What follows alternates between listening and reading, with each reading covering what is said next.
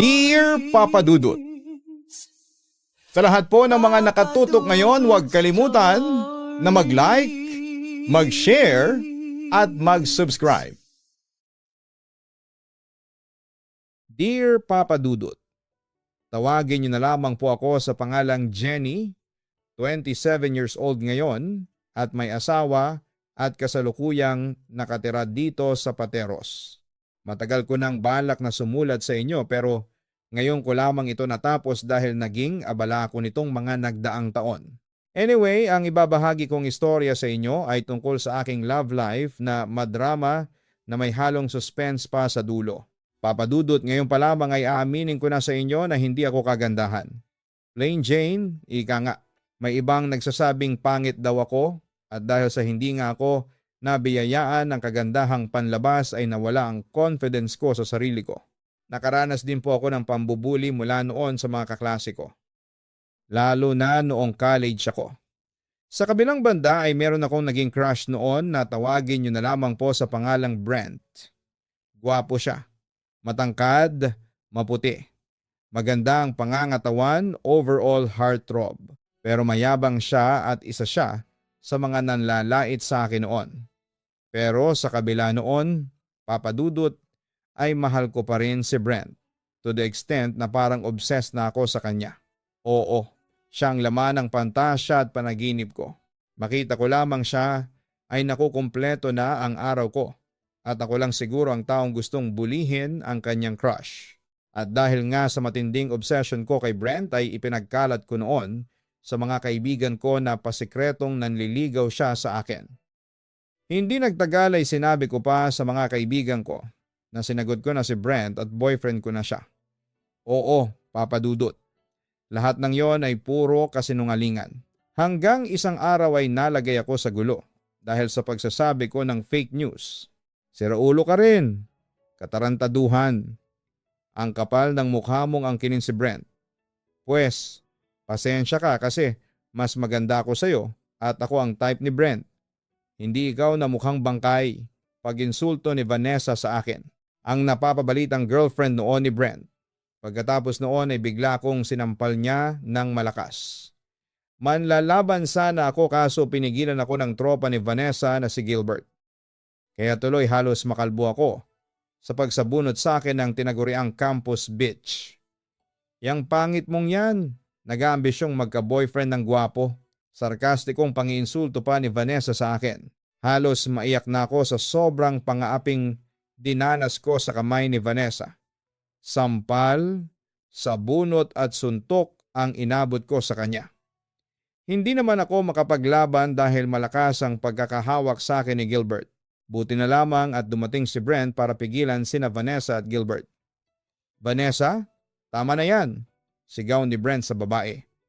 Pagkatapos ay bumaling ito sa lalaking humahawak sa akin. Bitawan mo nga si Jenny.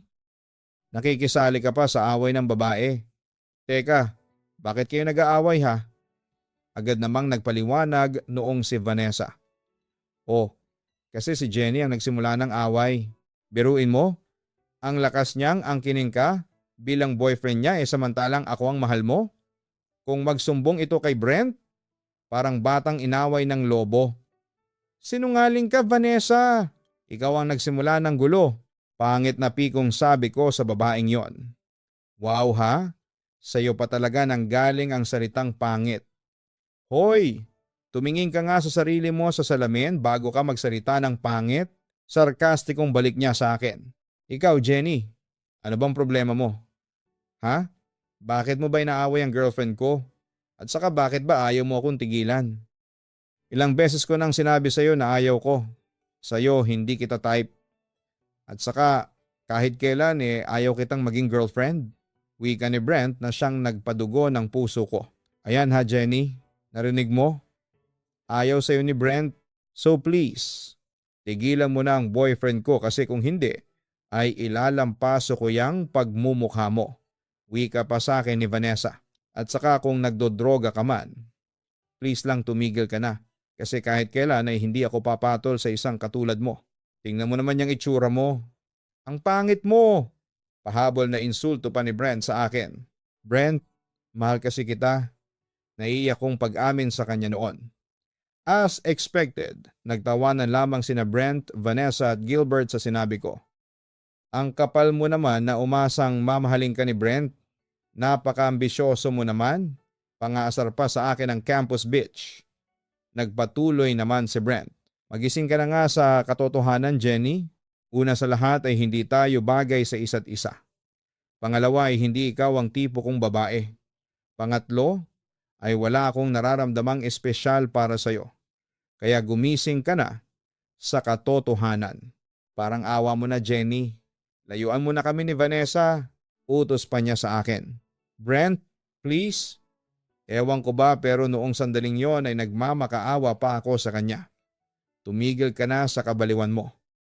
Tandaan mo na hindi ako ang pinanganak at ginawang gwapo ng Diyos para lamang ikaw ang makatuluyan. Wika pa ni Brent sa akin. Papa Dudut. Dahil sa mga pangiinsultong natanggap ko ay nag-decide na lamang akong tumakbo palayo sa kanila. Sobrang nasaktan hindi lamang ang katawan at puso ko kundi pati na rin ang self-confidence ko. Hindi na ako pumasok noon sa next class dahil nagkulong lamang ako noon sa banyo ng library kung saan ay walang tao. 3 oras akong nagkulong sa isang cubicle. Samantala pagsapit ng 6 ng gabi ay saka lamang ako dali-daling lumabas. Ngunit habang nagmamadali akong maglakad palabas ng gate ay may narinig akong boses ng lalaking tumatawag sa pangalan ko. Paglingon ko ay si Brent, Papa Dudut. Ano bang pag-uusapan natin ha? Nahihiyang tanong ko sa kanya. Jenny, I'm sorry, sincero niyang sabi sa akin. Nagulat naman ako at nagtaka sa aking narinig. Sorry? Para saan? Tanong ko sa kanya. Yung tungkol sa nangyari kanina. Yung sa away ninyo ni Vanessa. I'm sorry about that. Hindi ko gustong saktan ang damdamin mo. Hindi ko sinasadya yon. Jenny, maniwala ka sa akin. Nagduda naman ako sa sinasabi at intensyon ni Brent sa akin. Ano yung hindi mo sinasadya? Yung mga panlalait mo sa akin? Hindi mo sinasadya yon? Sa palagay mo, maniniwala ako sa'yo? Tila galit kong tanong sa kanya, Papa Dudut. Pero ipinakita niya sa akin ang pinakasinsero, kaawa-awa at kapani-paniwalang mukha niya. Jenny, maniwala ka sa akin.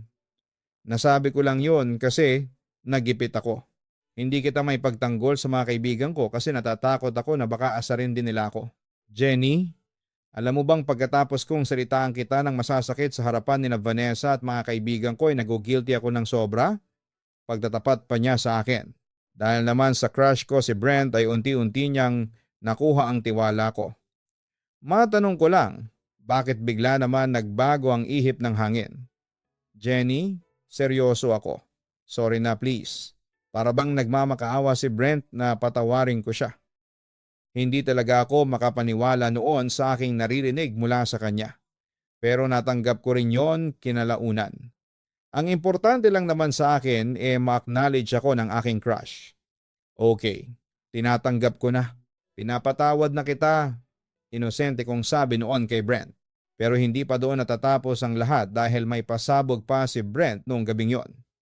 Alam mo ba, nakipag-break na ako kay Vanessa kanina? Lumaki naman ang mata ko sa sobrang pagkagulat. Ha? Talaga? Ang bilis naman eh. Teka, bakit naman? At saka bakit mo sinasabi sa akin yan? Nakipaghiwalay ako kay Vanessa kasi may mahal akong iba. At ika talaga yon, Jenny? Hindi naman ako nakakibo sa ginawang pagtatapat ni Brent sa akin. Could it be real? O baka nananaginip lamang ako? Nagpatuloy si Brent sa kanyang revelasyon. Matagal na akong may gusto sa'yo. Kaso nagpanggap lang ako na ayaw ko sa'yo kasi nga, hindi ba? Natatakot akong asarin ng mga kaibigan ko. Hindi naman sa kinakahiya ko yung totoong nararamdaman ko, pero ayaw ko lang na intrigahin ako ng mga yon. Kung alam mo lang, Jenny, kung gaano ako nasasaktan sa tuwing pinagsasalita ang kanila ng hindi maganda.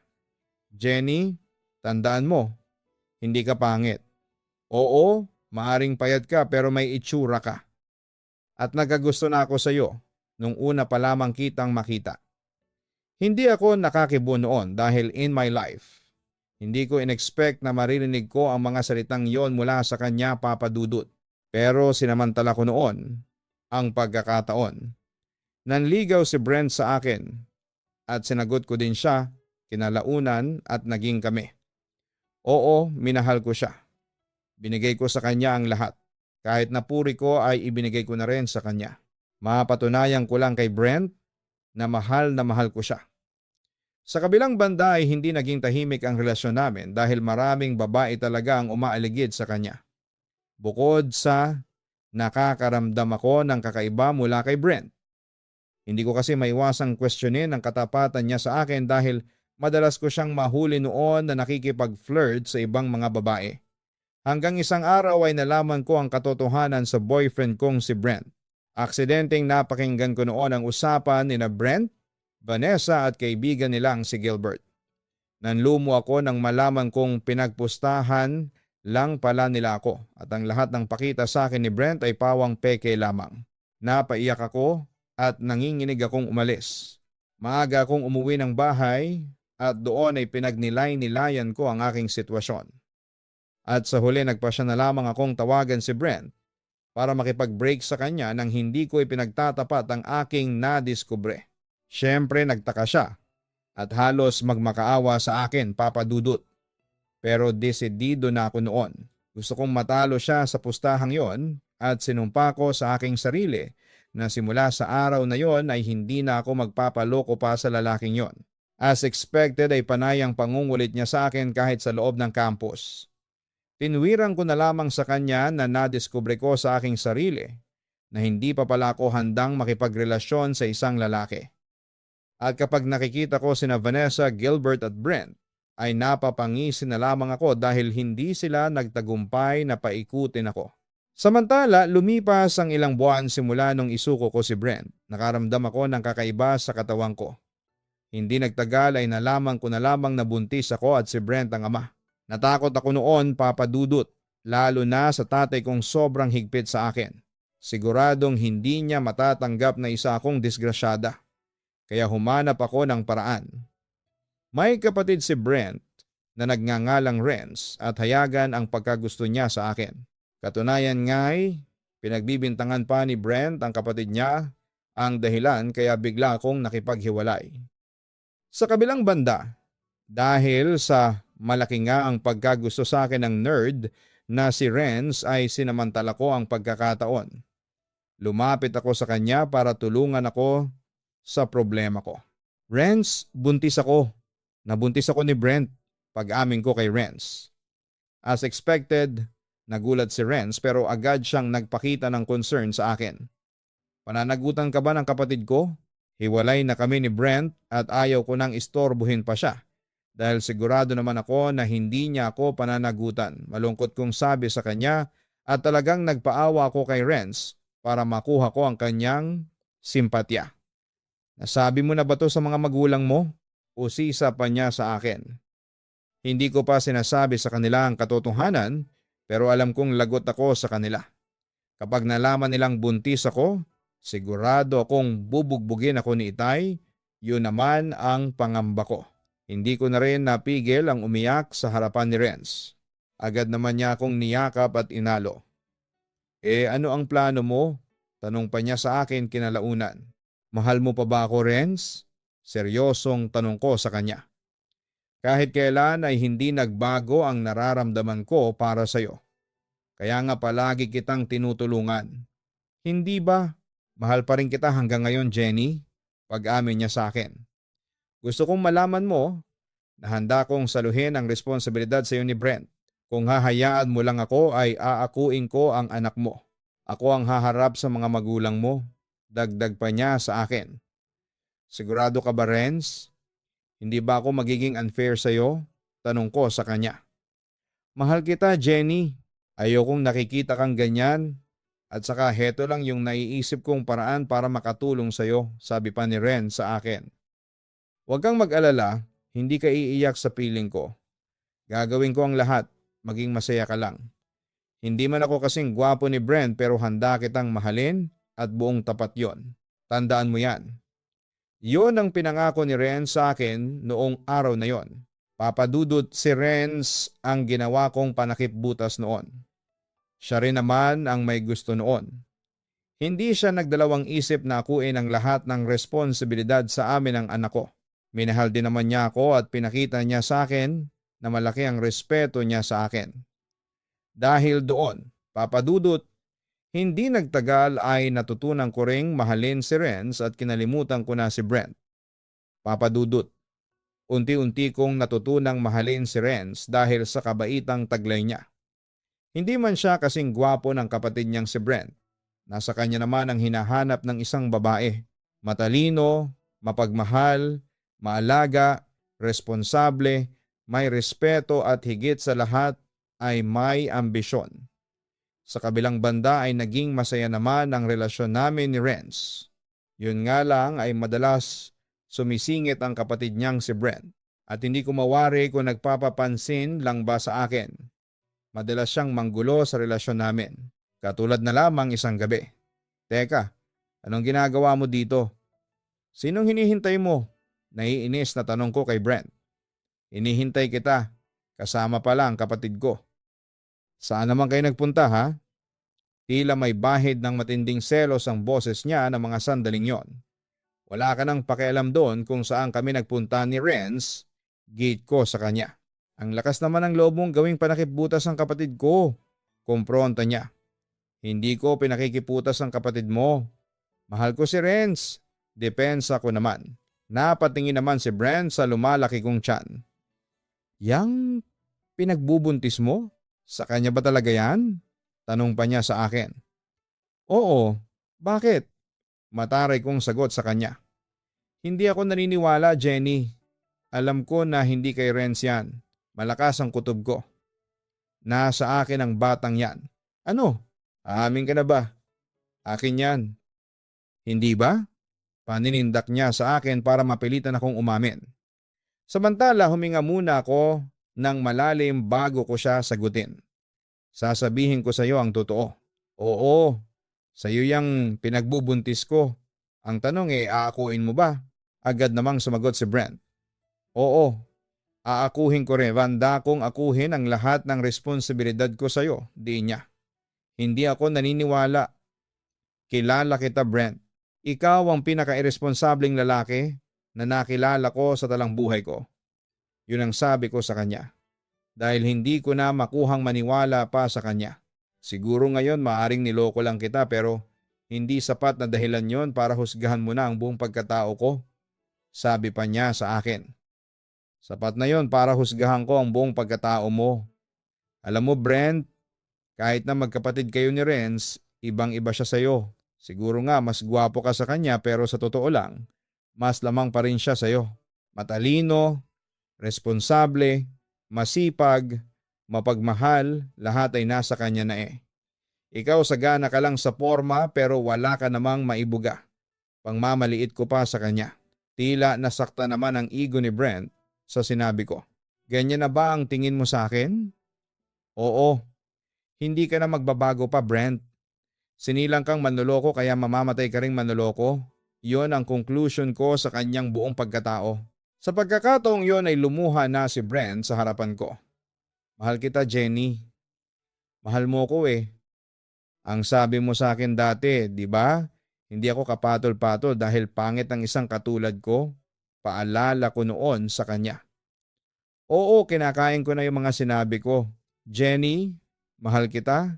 Maniwala ka man o sa hindi, wika niya. Humanap ka ng ibang babaeng maloloko mo. Wag na ako. Pagkatapos noon ay sinubukan ko siyang alisan dahil nagsasayang lamang ako ng oras sa kanya.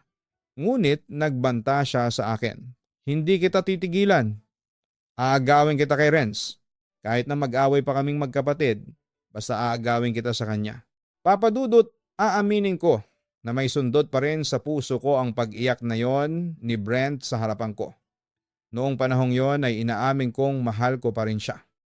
Pero sinikap ko pa rin labanan ang mga nararamdaman ko kasi natatakot na akong masaktan. Pinilit kong kalimutan si Brent at ituon na lamang kay Renz ang lahat.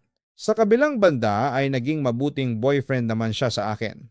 Kaya nga after several months, we decided na magpakasal na. Kaso Papa Dudut, ay nabigo ako dahil sa huli. Si Brent pa rin talaga ang tinitibok ng puso ko. Renz, wag muna nating ituloy ang kasal. Bigla ko na lamang sinabi kay Renz isang araw. Nataranta naman si Renz sa aking sinabi. Anong sabi mo? Jenny naman. Teka, bakit ba? Naguguluhan na kasi ako. Oo, mahal kita at gusto kitang mapangasawa pero hindi pa sa ngayon. Napag-isip-isip ko kasi na hindi pa ako handa na magpakasal pag-amin ko sa kanya. Kasi mahal mo pa rin si Brent. Ganun ba? Diretso niya sa akin. Sa puntong yon ay naiyak na ako. I'm sorry Renz, pero tama ka. Bakit ngayon ka pa atras? Almost prepared na ang kasal natin.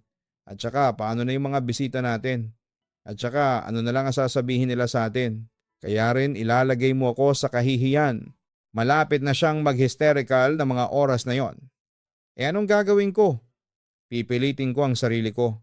Renz, paano ako makakapagsabi ng I do sa harapan ng Diyos kung hindi pa ako sigurado sa mga nararamdaman ko? Tanong ko sa aking fiancé. Ano bang ginawa ko sa iyo na masama ha, Jenny? Bakit mo ako ginaganito? I love you. I give you everything. Binigay ko sa iyo pati buhay ko. Ginawa ko naman ang lahat para maging masaya ka lang.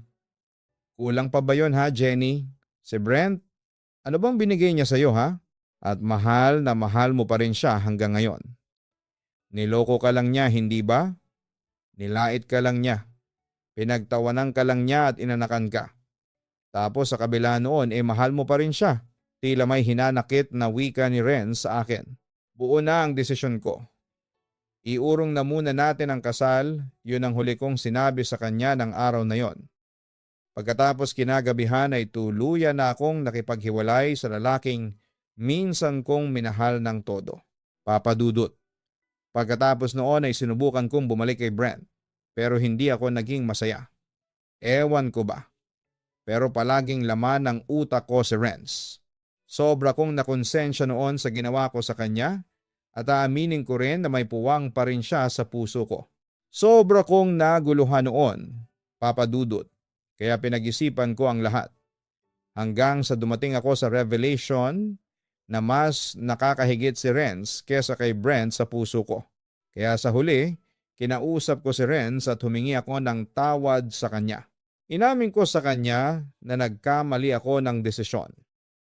Agad rin naman akong pinatawad ni Renz at nagdesisyon kami na ituloy na ang kasal. Sa kabilang banda ay walang kaalam-alam si Brent sa ginawa kong hakbang kaya isang gabi, patawarin mo ako Brent, pero itutuloy ko na ulit ang kasal namin ni Renz. Pinag-isipan ko mabuti ang nararamdaman ko sa inyong dalawa ni Renz. Mas mahal ko pa rin palang kapatid mo kesa sa iyo. Hindi ko gustong saktan ka pero wala akong magagawa kundi ang sundin ang puso ko. Yun ang naging pagtatapat ko sa kanya, Papa Dudut. As usual ay naging hysterical ang reaksyon ni Brent at hindi niya matanggap ang aking naging desisyon. Pero nangako ka sa akin, Jenny. Sabi mo handa mong iwanan si Renz para sa akin. Nangako ka na sasama ka sa akin. Nasaan ang pangako mong yon? Sa puntong yon ay nagtaas na siya ng boses. I'm sorry pero hindi ko na matutupad yon. Gusto ko nang kumawala sa relasyong ito. Ayaw ko na. Pagtatapos ko. Pero hindi pumayag si Brent at sinaktan niya ako. Nanlaban naman ako pero no match ako sa pananampal at panununtok niya sa akin. Nang gabing yon ay pinagtangkaan na niya akong patayin hanggang sa nagulat na lamang ako nang paulit-ulit niya akong saksakin sa iba't ibang bahagi ng aking katawan. Papa Dudut, hindi ko akalain na magagawa yon sa akin ni Brent. Sa awa naman ng Diyos ay nakaligtas ako sa ginawa niyang pananaksak. Hindi na ako nagsampa ng reklamo sa kanya pero hindi na kami lumapit pa ni Renz sa kanya. Samantala, paggaling ko ay natuloy na ang kasal namin ni Renz. At heto nga, isa na kaming masayang pamilya ngayon.